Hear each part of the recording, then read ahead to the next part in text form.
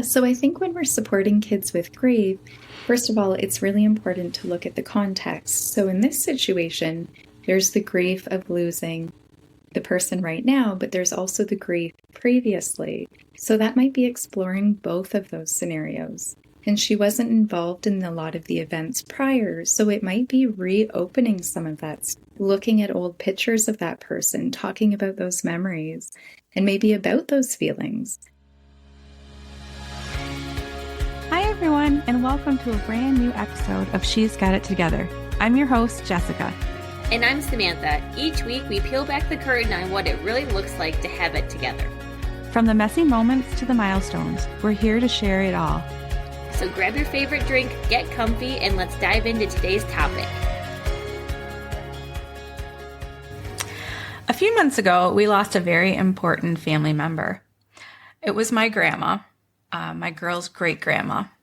And this wasn't the first loss that they had experienced, but it was being old enough to kind of understand what's going on.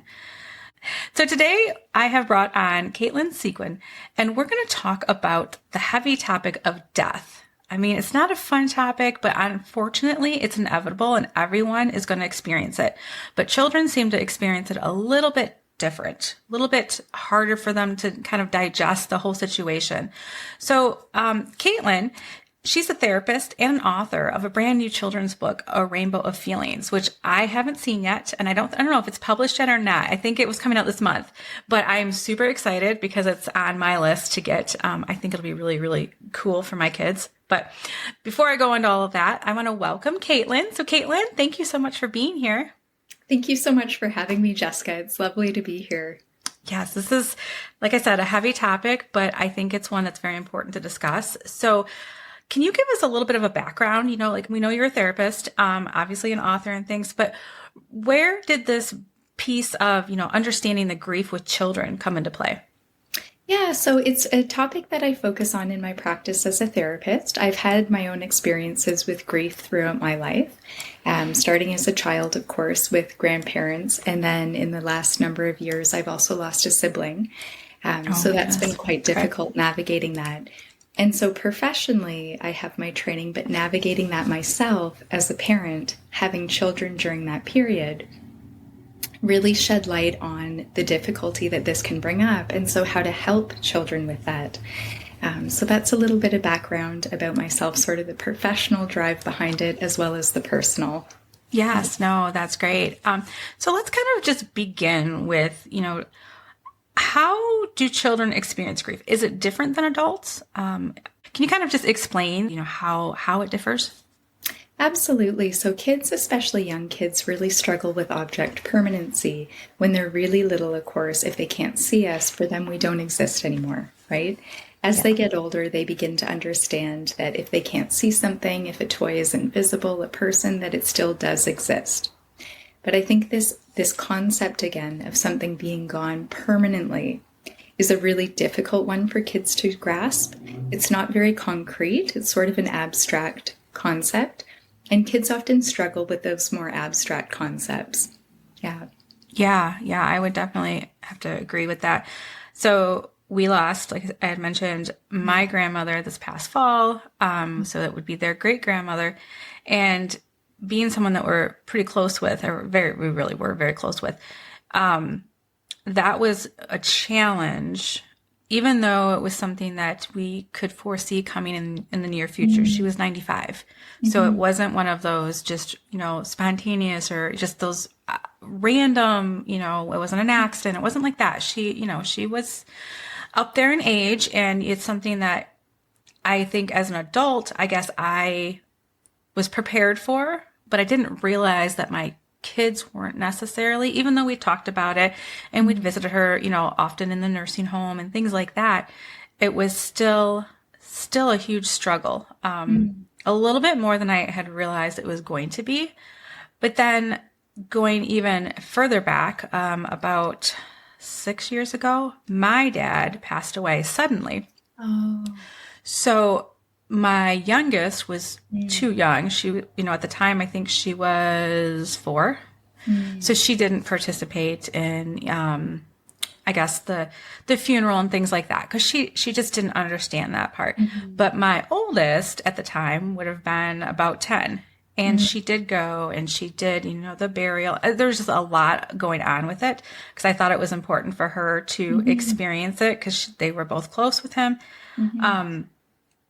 But it was very interesting to see how now my youngest reflects back on that.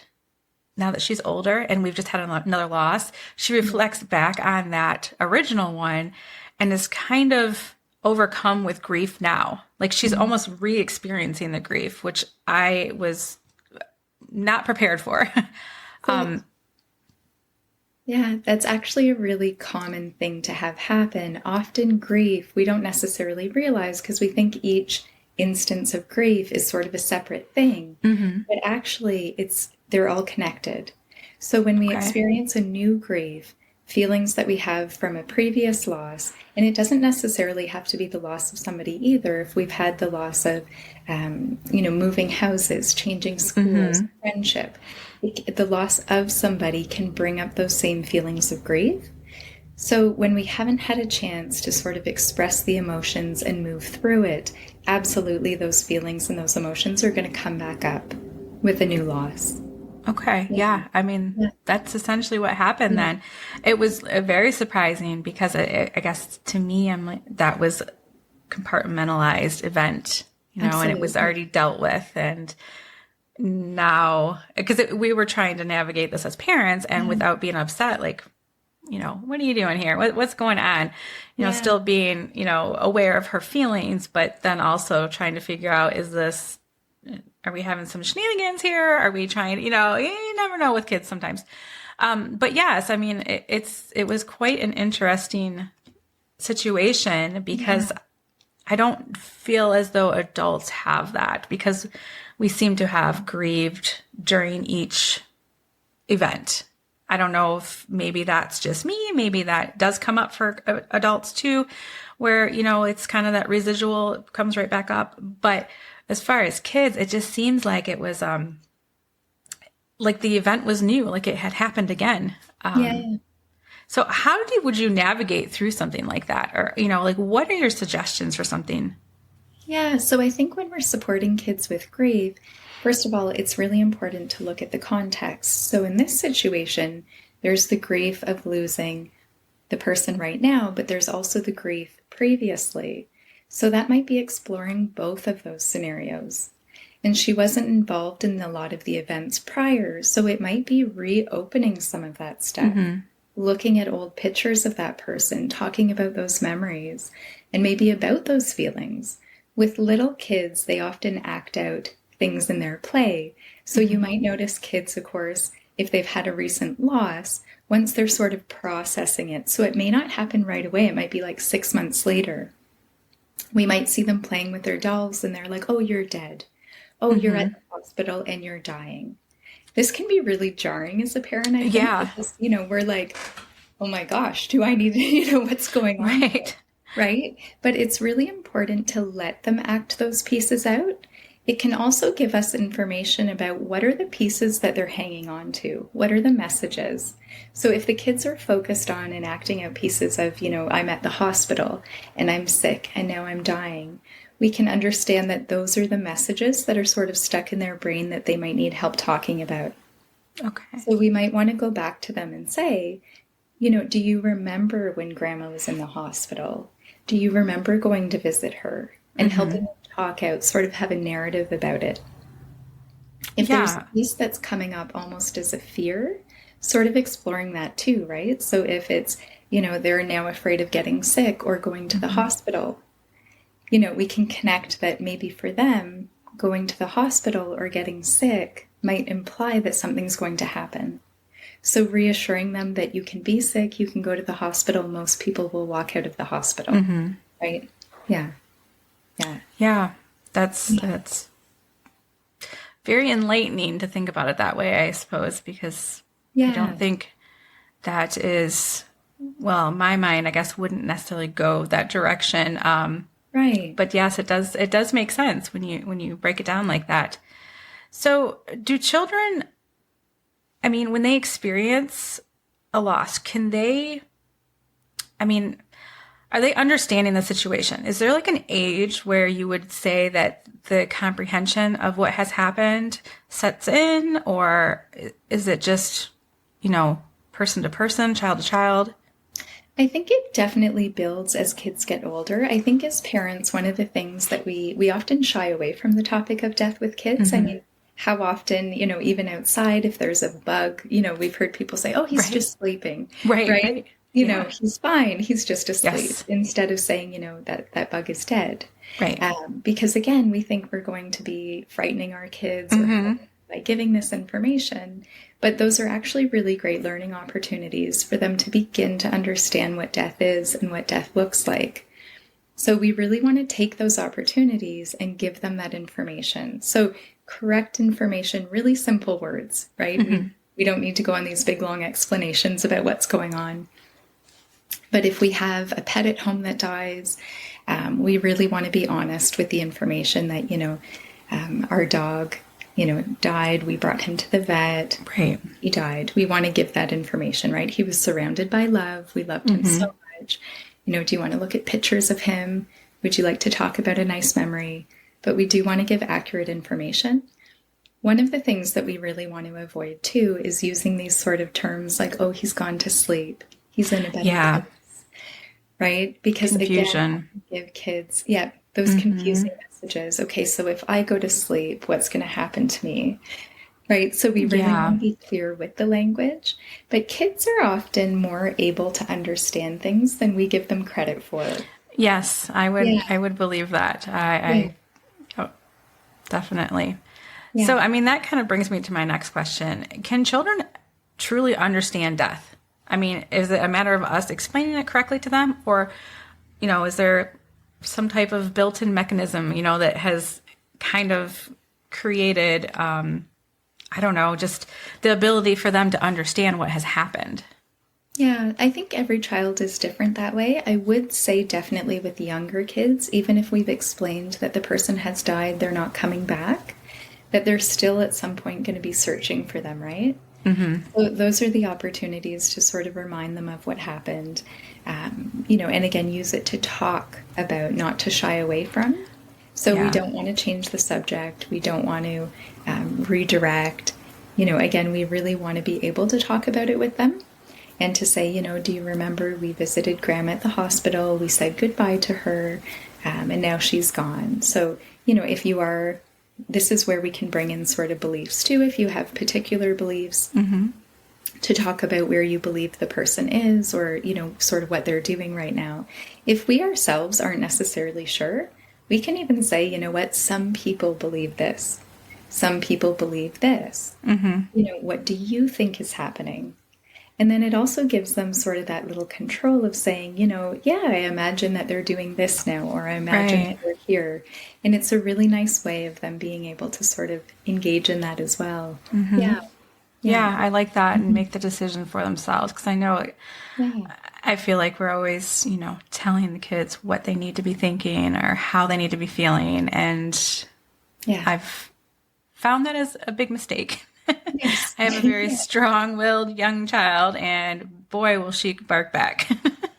She'll tell you what she's thinking. She will, and, her logic is always spot on, so I can't argue with it.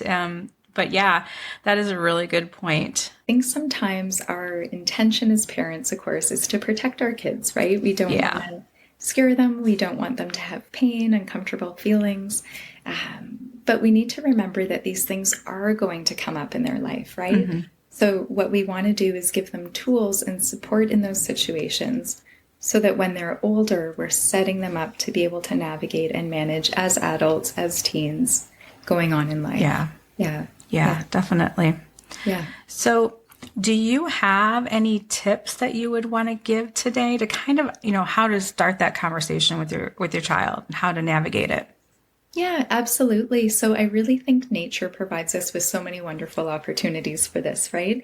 Again, like I said, we're out for a walk. There's a bug that's dead there. There's, a little worm that's come out after the rain that's squished. And, we can use these opportunities. Again, if we have pets, we can use this opportunity when it happens. With grandparents, same type of thing, to talk about death. I mean, even in the fall with nature, as the leaves die and fall off the trees, we can use this as an opportunity to really talk about, this is just the season changing. There will be new leaves growing back, but these leaves that were there now are gone. They're dead. And use that. And again, to use simple language. There's so many wonderful resources. I can share two that I have here as well. So, one of the things as parents, if we don't know what to say, if we're uncomfortable, it's always okay to say, bud, that's a great question. Can we talk about that tonight? And then you as the parent can go and look at your resources. Right. Look at stuff online, get a bit informed, so that then when we're talking with them, we know how to navigate. Because absolutely, sometimes it catches us off guard. We're driving in the car and they're like, why did grandma die? Most random question. Right. Yeah. So I can share the resources if you'd Absolutely. like. Yeah. So this is actually the French copy, but it is available in English as well. So Le Fil Invisible, but in English it's The Invisible String. Oh, I like that. This is the translated version. I also speak French, so that's why I have it. But this is a lovely book, and it's not necessarily just grief about death and dying, but it is a wonderful story for that. It's about two kids, twins actually, but a boy and girl. Yeah, so connection with your family. Yeah. And they're scared in a thunderstorm, and so they want to sleep in their mom's room, and their mom is essentially telling them, even if you're not with me, we're all connected by an invisible string of love. And so she goes on to give different examples, and of course examples of people dying. So beautiful story. A really wonderful thing to read with kids. And that's a great way to prepare them too, through a story as opposed to an actual event. It's just casually bringing it up. And again, if we don't know the right words to use, how to talk, the book sort of gives us that language to use, right? Which is really nice as well. Yeah. And then we can refer back to the book. Do you remember, in this book we read, they still were able to talk to their grandma because, Yeah. This is another one that I really like. Okay. Why do things die? And what I really like about this one is that it's question and answers, but lift the flaps. Oh, those are so sweet. I love those. So engaging for kids too, right? And I mean, it's one, again, that you're not necessarily going to have to read all in one sitting. You can flip to different parts. Kids can kind of explore. But it's a concrete one that gives really accurate, simple language, but factual information and ways to talk about it to kids. So the language to use, how to present these concepts to them. Yeah.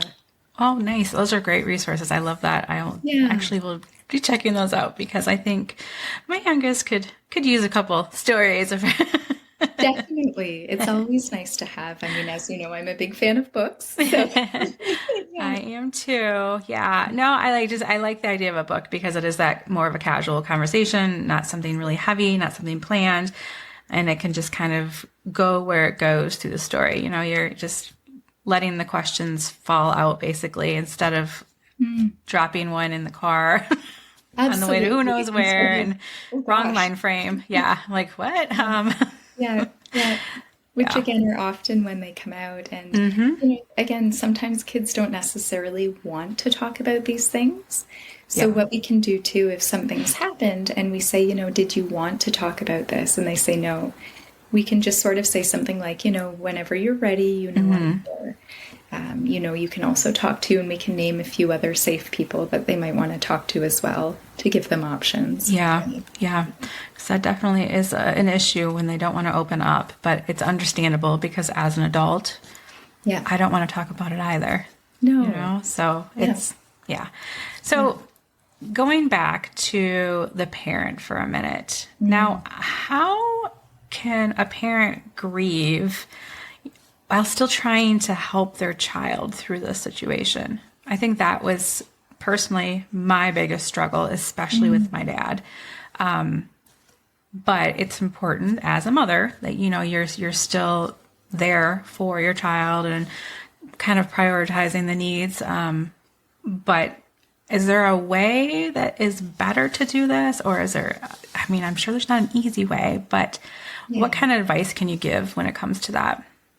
Yeah, I'd really say, sometimes again, we want to prevent our kids from seeing us upset, but it's okay for our kids to see that. Again, if we're crying because we've lost somebody, that's a normal reaction, right? We need to be letting those feelings out.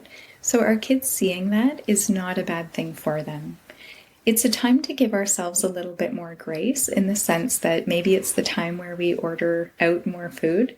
Maybe we eat chicken nuggets a lot more than what we're used to. But it's really the time to say, you know what, this is a period where maybe I don't have the mental capacity to do the things that I was normally doing as a parent. Yeah. So it's okay if it looks a bit different right now. It's a time where maybe we're going to be using more screen time again because maybe we don't have the capacity to sit and play with our kids the way that we normally would, or engage with them in different ways. This is also a time, depending on who has passed away, but if we have family members, if we have friends that we can ask for help, and that can even look like, hey, can you help with a grocery run? Is there any way you could drop food off? Those types of things. Getting them together with their friends, but basically trying to keep, for the most part, their routine consistent, because that's going to ground them. So, if they're going to school, still sending them to school, right? Unless they're themselves so upset that they want to stay home. Right. And that would look a little bit different. But otherwise, continuing on with those routines. Yeah. What do you think about distractions? So that's one thing that I think I did wrong. Trying to provide too many distractions almost so that they won't experience the grief that they need to experience. I think that's just that defense mechanism with the mother, protection mode. But what is your thought on that? Or is that good, bad? So I think we want to balance if we're using a distraction, right? There's times where that might be helpful in the sense, we have a funeral to go to, we don't have childcare. We need to keep our kids occupied while we're there. So pulling out a screen for them to be on maybe isn't necessarily a bad thing, right?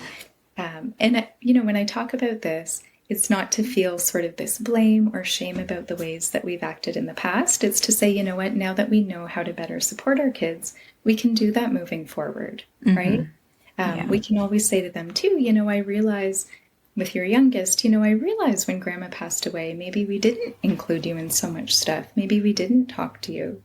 Would you like to spend some time now talking about, and you might get a no, but you sort of open that door. Yes, at least the door's open. Yeah. The door is open and there's a recognition of it too.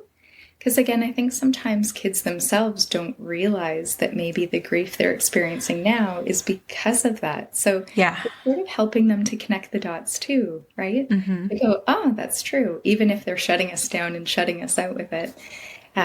So, I do think that it's okay to use distractions in some senses, but to recognize that anytime we're not giving space for those feelings, they're going to come out in a different way eventually. Yeah. I mean, they'll only be buried for so long. Exactly. Definitely not good. Yeah. Wow. Well, thank you so much for being here today, Caitlin. Before we go, because that was an awesome conversation, I know you have a book that is coming out this month. Can you share a little bit about that? Absolutely. And so it actually ties in nicely what we were just talking about with giving space to the emotions. This is very much why I wrote this story.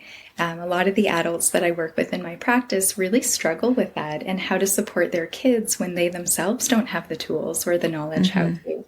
So what my goal is that with this story, hopefully adults as well as kids will sort of take away that message that all feelings are okay and that we need to express them all. We can't keep them in. My story is about a little boy who is essentially told by different adults, don't feel too happy, don't feel too sad, don't feel too angry. And eventually he stops feeling his feelings and the world loses color. And so he needs to figure out how to get that back. And he's lucky that he has a trusted adult in his life who sort of helps him through art discover how to do that and bring the color back to his world. But, I really hope that takeaway message is that it's okay to feel those feelings and in fact important, even if they're difficult and uncomfortable. Yeah. No, that's a great way though to explain it to a child. I love that. Going, losing the color. I mean, that's brilliant. I love that. Yeah. And it really, I do think when we don't feel those hard feelings, we also sort of suppress the ability to feel those really great and positive feelings too. Yeah. Yeah. You just kind of, I mean, I wouldn't even call it balance, but you're just right. You're just nothing. There's no excitement. There's no sadness. Yeah. I don't know. Yeah. And of course, the title of my book, A Rainbow of Feelings, very much the rainbow after the rain, right? Yes. Yeah. Love that. Love that. Yeah. Awesome. Well, we will put a link in our show notes to that if we are able to. Yes. And okay, awesome. Good. I didn't want to say it too soon, but I'm happy for that. I'm totally excited for it. So yeah, we'll share that in there. And then do you want to tell everybody where they can find you? Because I'm sure they're going to have questions and I would love them to connect with you. Yeah, absolutely. So I'm most active on Instagram, on social media. So you can find me at Caitlin Sigouin, or my website, www.caitlinsigouin.com. So easy to remember. Yes, very easy to remember. And I love hearing from people. I love sharing different experiences. So anybody who would love to connect, I would be so happy to hear from you. Oh, great. Great. Well, again, thank you so much for being here. And I hope everyone enjoyed this kind of tough discussion, but necessary. Thanks for joining us today on She's Got It Together. It's been a real journey sharing and laughing with you all. We hope you're walking away with a smile on your face and a bit more confidence in your step. Remember, you're not alone in this crazy ride called life. We're all in this together, one day at a time. Don't forget to subscribe, leave us a review, and of course, share this podcast with all the incredible women in your life. Join us next week for more stories, more laughs, and more real talk. Until then, keep embracing your unique journey and remember, you've got it together more than you think.